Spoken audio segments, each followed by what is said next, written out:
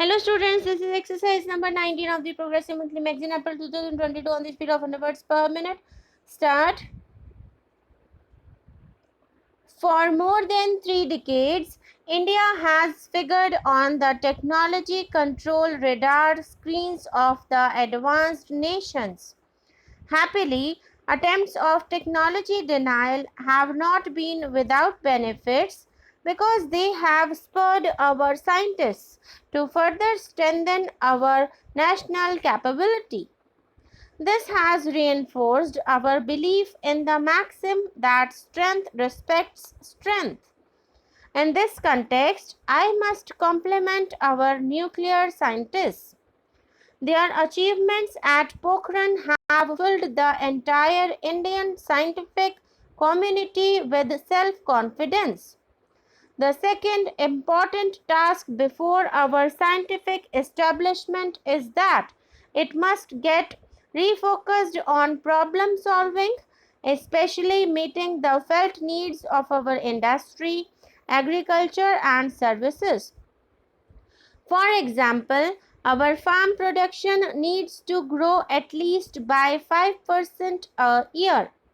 This is necessary if we have to reach the goal of creating a hunger-free society by doubling our food production in the next 10 years. Our agriculture scientists have many commendable successes to their credit, but they need to redouble their efforts to integrate our Kisan community in the generation, dissemination, and application of knowledge in agricultural sciences. Similarly, our food scientists need to develop cost effective technologies to tackle the problem of enormous waste of fruits, vegetables, and food grains. Food security, water management, energy and material conservation, low cost housing, environment and protection, maximizing our exports by achieving cost and quality competitiveness in world markets, high quality technical education leading to self employment opportunities, all these are crucial for our national development. In all these areas, our scientific institutions should forge clear collaborative ties with industry, agriculture, and services. That has not been the case so far. Thirdly, for creating world class scientific research, it is obvious to the distinguished audience here that our universities, R&D institutions, and institutes of higher learning must be freed from bureaucratization. Our students, teachers, and scientists should spend more time on creative research than on unproductive and needless red tapeism. I would like the Science Congress and all the allied institutions to come up with an action plan on this issue and implement it in a visible manner.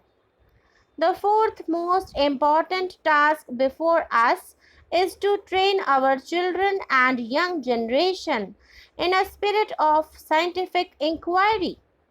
The study of science, in fact, the study of most subjects in our school and colleges suffer badly from learning by rote. Our students are not encouraged to think freely and creatively here. Looking to the future, India has to concentrate on two knowledge-based sciences and their widest possible applications. One of them is information technology. My government has taken a number of initiatives aimed at enabling India to become a major global IT power with software exports targeted at $50 billion by year 2008. The second knowledge-based area that needs even more attention is biosciences. and biotechnology. I am happy to note that this subject is the focus of this year's Science Congress. My government's emphasis on IT stems from my firm belief about the supremacy of India's intellectual powers. However, India will have an immense opportunity if we add to IT the advantage of our rich biodiversity and traditional knowledge.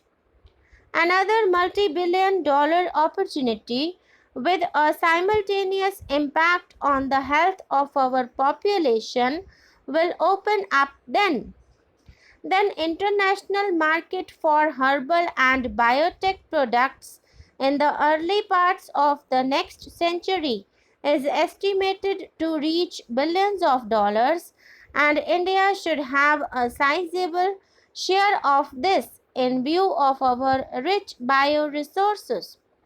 I understand that the Council of Scientific and Industrial Research and the Department of Biotechnology have mounted a focused program which has brought together 20 of the CSIR laboratories with the well-known practitioners of traditional systems of medicine and research workers from other scientific institutions under one roof.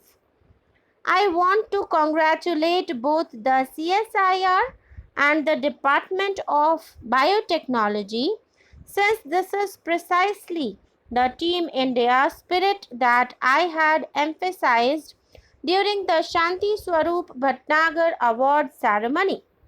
Such a program should not be confined to healthcare issues of only tropical areas, but also those pertinent to the rest of the world, like AIDS, Parkinson's disease, arthritis, brain disorders, various cases of cancer, etc. I suggest that the good beginning made by CSIR should be followed with multiples of such programs with a very wide Indian knowledge network. This is the last session of the Science Congress in this century. By the time you assemble on the same day next year, it will be the first gathering of the Science Congress in the 21st century. It is only appropriate that we use the ensuing 1 year to infuse new dynamism in India scientific research and education. In this endeavor, our scientists cannot be unmindful of a peculiar challenge before global science in the coming century and millennium. It is the challenge of integrity, the knowledge of man's outer space, that is science, with the knowledge of this inner space, that is spiritualism, which are very much connected.